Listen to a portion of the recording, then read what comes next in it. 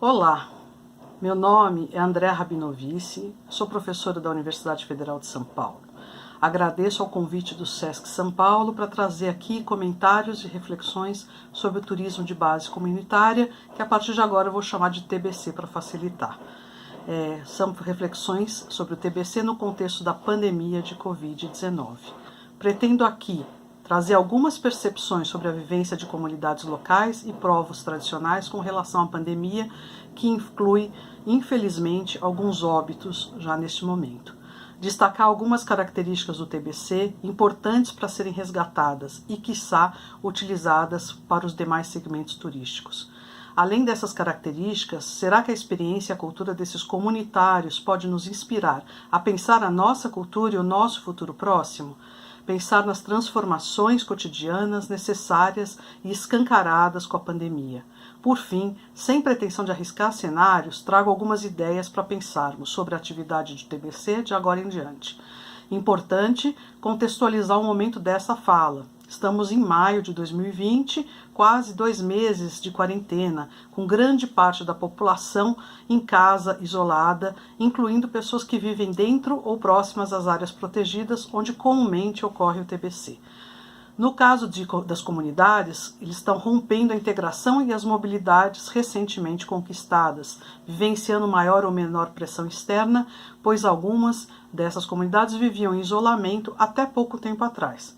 A depender da comunidade, estão mais ou menos ameaçados pela pandemia, como alguns povos indígenas da Amazônia, por causa da pressão de garimpeiros, principalmente. É crescente também, infelizmente, o número de óbitos, o que é triste e assustador.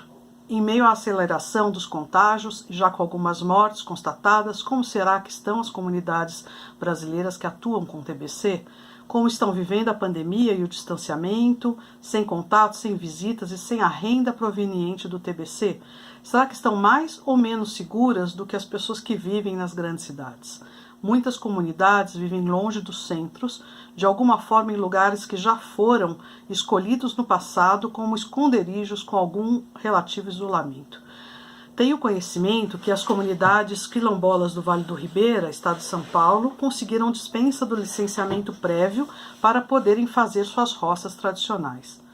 Isso é importante para sua segurança nutricional, sua permanência de forma isolada nos seus territórios, com controle de acesso, sem circulação, já que vivem longe de estruturas para tratamento de saúde com alguma complexidade. Em alguns casos, além das atividades suspensas de turismo, também ficaram comprometidos a venda de artesanato e de produtos agrícolas. A roça e os medicamentos dos quintais estão garantindo sua subsistência, assim como os auxílios governamentais antes já existentes e agora emergenciais. São comunidades e povos tradicionais conhecidos por viverem coletivamente, com solidariedade e primazia do coletivo sobre o individual.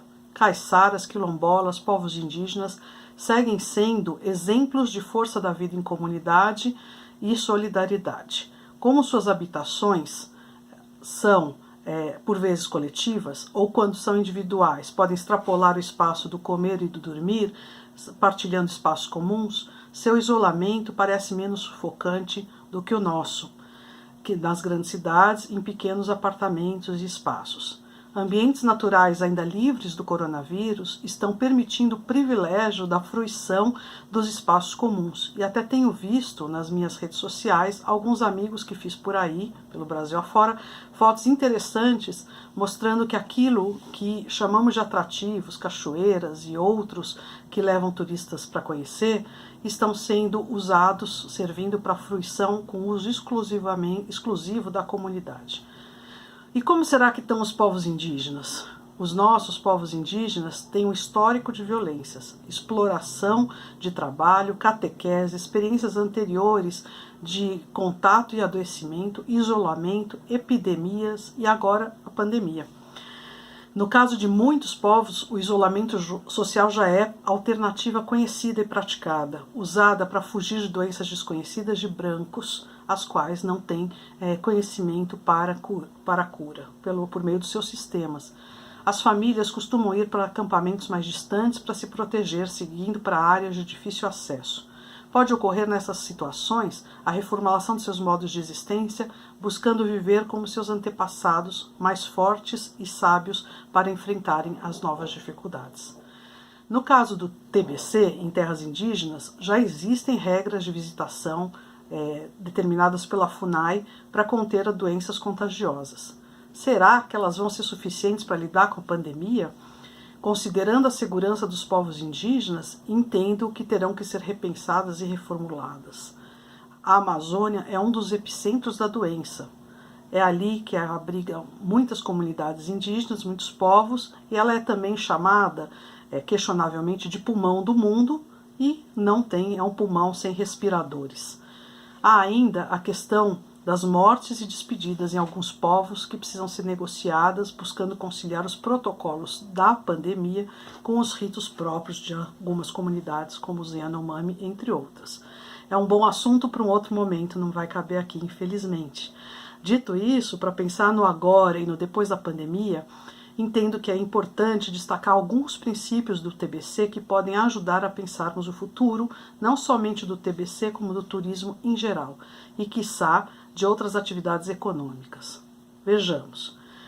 No TBC, a comunidade é sujeito de seu próprio avanço, participando da concepção, do desenvolvimento e da gestão do turismo. Ela deve possuir autonomia e ser respeitada em seus tempos e decisões. Os atrativos, serviços e produtos oferecidos estão associados à relação da comunidade com seus recursos naturais e seus modos de vida. Assim, é necessário o fortalecimento e a valorização de cultura e das atividades tradicionais, com a afirmação da identidade e do protagonismo dessas comunidades. A autogestão, o associativismo, o cooperativismo, a inclusão, a participação com democratização de oportunidades e benefícios, se não são praticados, na realidade, são metas a serem atingidas. Tem que haver conservação ambiental por princípio. Trabalha-se com cadeia de valor focada no desenvolvimento das comunidades. Alguns chamam isso de economia solidária, com geração e distribuição de benefícios. É igual ao turismo convencional, não é? Só que não, né? Porém, temos que lembrar que o turismo conecta mundos diferentes e que os comunitários, cada vez mais, são ativos e sujeitos do processo, inseridos na economia mundial, fazendo parte de um processo predatório, o qual muitas vezes desconhecem. O TBC, bem como categorias de turismo consideradas como responsáveis de maneira geral, representam novas utopias para as práticas de turismo em geral. Suas premissas e práticas deveriam ser incorporadas aos segmentos já existentes de forma a influenciar o mercado em sua totalidade e torná-lo mais sustentável e viável. Importante lembrar que o TBC é uma atividade complementar a outras atividades já praticadas pelos comunitários. Sempre que podemos, falamos isso a eles. Não abandonem suas roças, suas atividades corriqueiras, a pesca e outras tradicionais por causa do turismo. Mantenham suas roças, mantenham tudo, até pela sazonalidade do turismo e muitas vezes questões que acontecem, com essa pandemia é o ápice disso, mas que podem afetar o desenvolvimento da atividade. Isso deveria também valer para o turismo convencional. Valores como ética, cuidado, acolhimento nem sempre estão sendo levados a sério no turismo convencional. É bem comum ali o imediatismo, o lucro, a lógica do visite antes que acabe. O sucesso segue sendo medido pela taxa de ocupação da infraestrutura hoteleira, empregos gerados, lucro. Qualidade de vida de quem recebe é oferida pelo consumo, pela geração de empregos e de renda. Os impactos sociais, conflitos, os impactos culturais, ambientais, políticos, tudo isso fica relegado. E essa lógica tem sido muitas vezes aplicada e incentivada no TBC, quando deveria ser questionada e revista. O exemplo do TBC devia extrapolar e contrapor e guiar os outros tipos de turismo. Há que se encarar seriamente o imediatismo, o lucro desmedido e a inconsequência dessas atividades. Existe esperança no momento, gente? Depois de tanto tempo confinados, longe da natureza, dos amigos, a vontade de viajar será enorme. imagino eu, né? Tendo a pensar que no primeiro momento, quem pode viajar talvez opte por viagens de curta duração, em finais de semana ou feriados. Os destinos de natureza, de aventura e outros possivelmente serão os mais procurados. As viagens internacionais, também imagino, deverão seguir reduzidas às necessárias e inadiáveis. Possivelmente haverá busca pelo TBC e turismo nacional, pois além do que falei anteriormente, a demandas por contato, etc., as pessoas estarão com medo do contágio e com menos recursos para gastar. Em todos os segmentos será necessário adotar medidas de cuidado e proteção sanitárias e de fomento à volta do turismo. Mas será que as pessoas se arriscarão a visitar as comunidades com TBC? Será que os comunitários vão querer receber turistas, pessoas visitantes? Precisaremos conversar muito com todos envolvidos. E o que aprender então com essas comunidades? Esperança é o novo normal? É o velho normal? A pandemia escancara a insustentabilidade do capitalismo, do neoliberalismo e comprova a precariedade de nossa civilização predadora. Se a pandemia nos ensinar que temos que viver mais e melhor, experimentar mais a vida do que acumular bens, teremos no turismo, enquanto promotor de experiências, um monte de possibilidades, daquelas que não têm preço, daquelas que não são compráveis, prosear com comunidades em seus espaços, caminhar, respirar ar puro, se sentir acolhido, entre outros, além das belezas naturais. As comunidades locais e os povos indígenas são com certeza fonte de muito aprendizado. Suas experiências de isolamento e de aproximação, o fato de terem se aberto para o turismo e outras atividades econômicas mais recentemente, algumas, inclusive depois de muitas incertezas, de algumas certezas, de resistência e pressão de empresas e outros agentes interessados. Elas podem nos mostrar como lidam com a natureza e com o meio ambiente, com o tempo, com o espaço, e nos mostrar também novas possibilidades de existência longe da lógica da acumulação e do lucro. Afinal, o que de fato precisamos para sobreviver, para viver? Como podemos rever nosso cotidiano, revisitá-lo? Ao reconhecermos a origem da pandemia, sem escusas, sem enganos, sem negacionismo, com todo o conhecimento e saberes acumulados, científicos e tradicionais, fica claríssimo o quão insustentável é o nosso modo de vida e o quanto temos que aprender. Durante a pandemia, vemos pela TV animais circulando pelas ruas, pelos rios, das janelas vemos estrelas, céu limpo, sol, lua e até satélites. Respiramos melhor, temos mais tempo e podemos usá-lo para reflexões e para estarmos com as pessoas queridas. Podemos e precisamos sair da quarentena melhores.